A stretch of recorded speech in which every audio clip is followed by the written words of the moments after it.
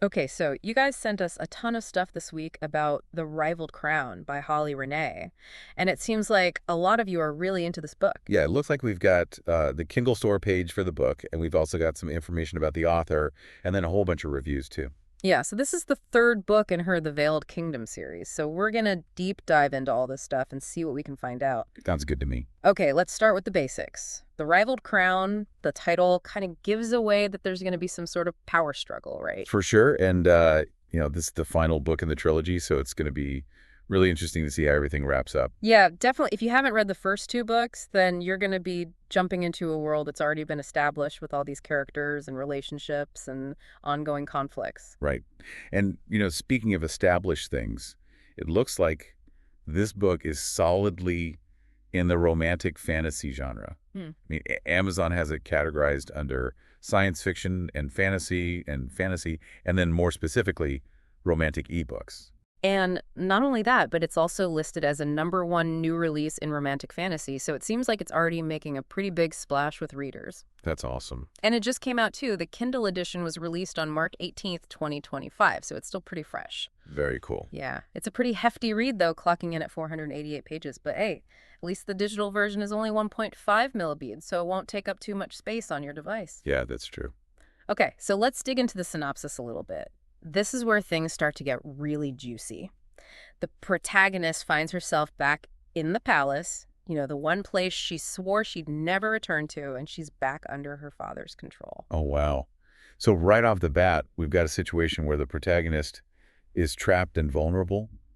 It sounds like her father has some serious power over her, both physically and magically. Exactly, and the synopsis even mentions this guy named Dacre, who she's hoping will come and rescue her, so there's definitely a romantic element in play here. And maybe even a little bit of a damsel in distress vibe. But Yeah.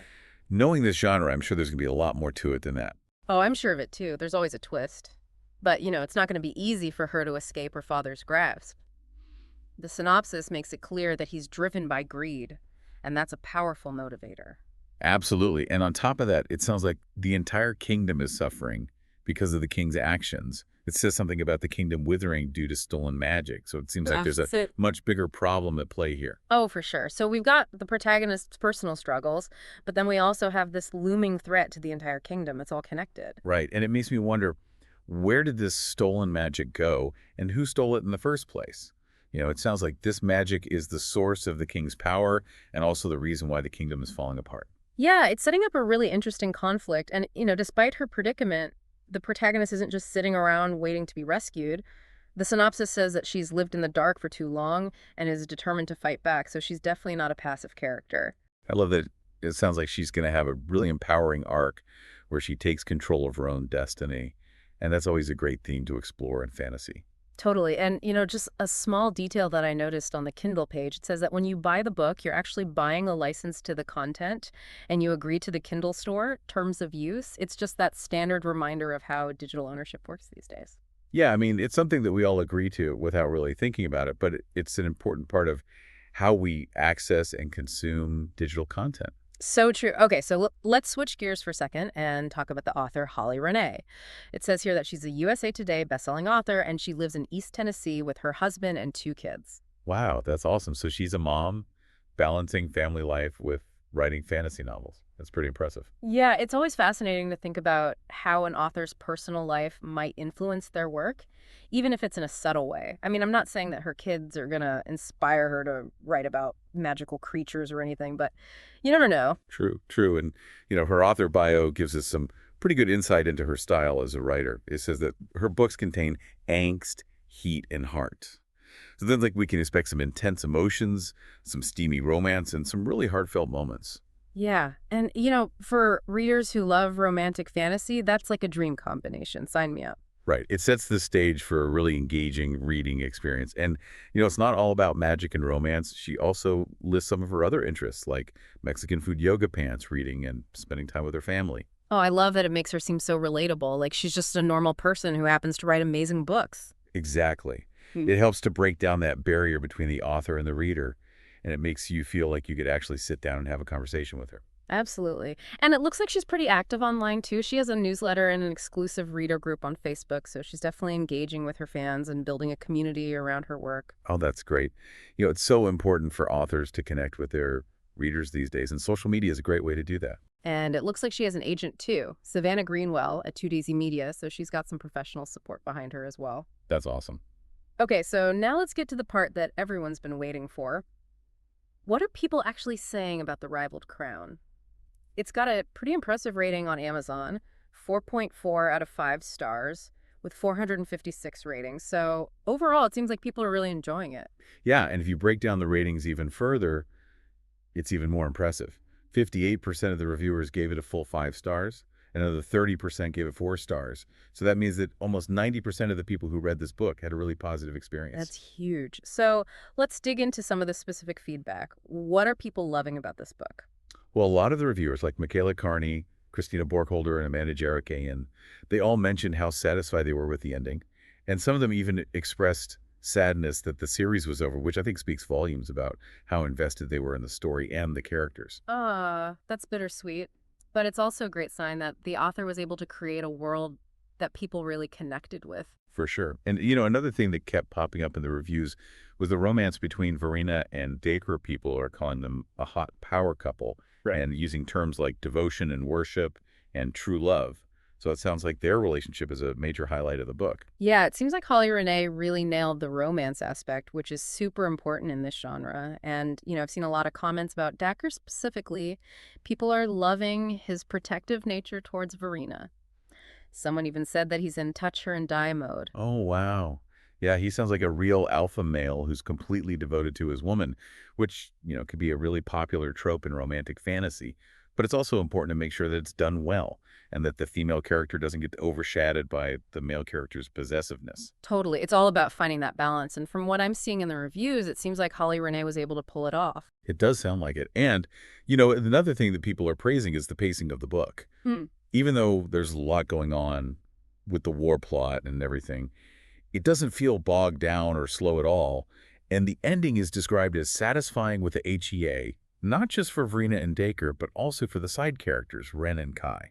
Ooh, happily ever after for everyone. That's always a good sign, especially in a series finale. Absolutely. Readers want to see all the characters get their happy ending, and It sounds like Holly Renee delivered on that front. And it's not just about the romance either. Reviewers are also saying that they love Verena's journey of self-discovery and how she learns to embrace her magic. It's a really empowering theme that resonates with a lot of people. Yeah, I can definitely see why people would connect with that. And, another theme that people are appreciating is the found family aspect.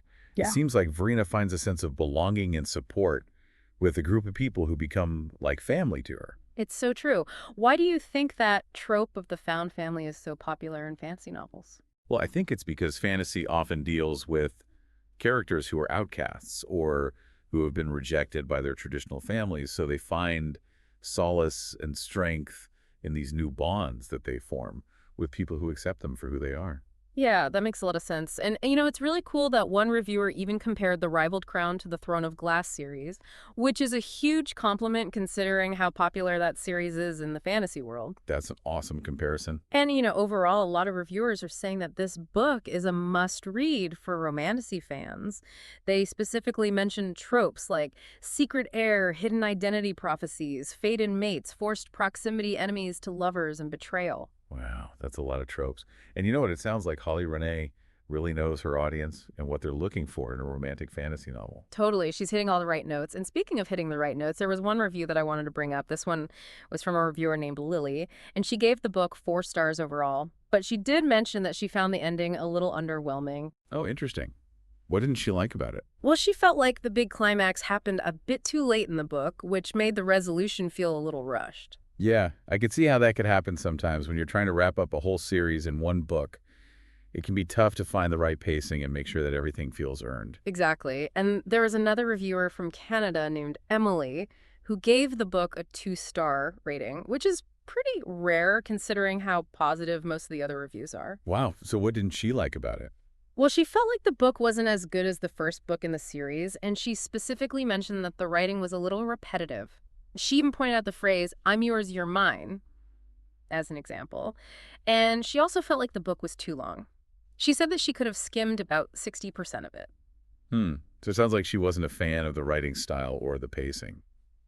Yeah, and it's interesting because what one person finds repetitive, another person might find romantic and heartwarming, it's all subjective. Totally. And that's why it's so important to read reviews from a variety of sources so you Yeah. can get a sense of the different perspectives and see if the book is a good fit for you. Exactly. And these critical reviews, they're not necessarily a bad thing. They can actually be really helpful. They can give you a more nuanced understanding of the book's strengths and weaknesses. For sure. And, it's always good to keep in mind that even if a book has some negative reviews, it doesn't mean that it's a bad book. It just means that it might not be for everyone.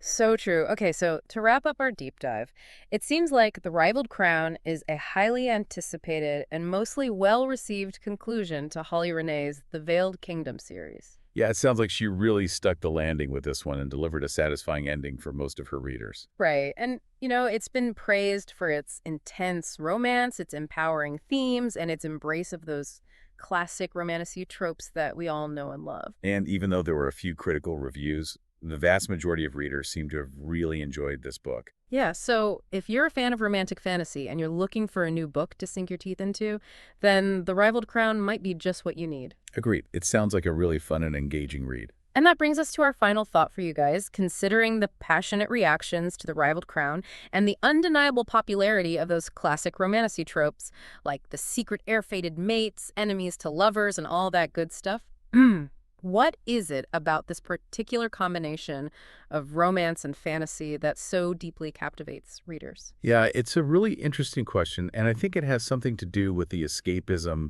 that fantasy provides and the way that romance can tap into our deepest desires and emotions. For sure. And, another thing to think about is how authors manage to balance the expectations of their readers, especially when it comes to series finales. Right, because readers have invested so much time and energy into these characters, and they want to see them get the ending they deserve. Exactly. And, sometimes that means sticking to those familiar tropes and giving readers what they expect. But other times it means subverting those expectations and taking risks. So true. It's a delicate balance, and you know what I think? It's something that we can all ponder as we continue to explore the world of romantic fantasy. Absolutely. And who knows, maybe you'll even be inspired to write your own romantasy novel someday. That would be awesome. And, if you do, be sure to send it our way. We'd love to deep dive into it. All right, that's it for this week's episode. Thanks for joining us. And we'll see you next time on The Deep Dive. Bye.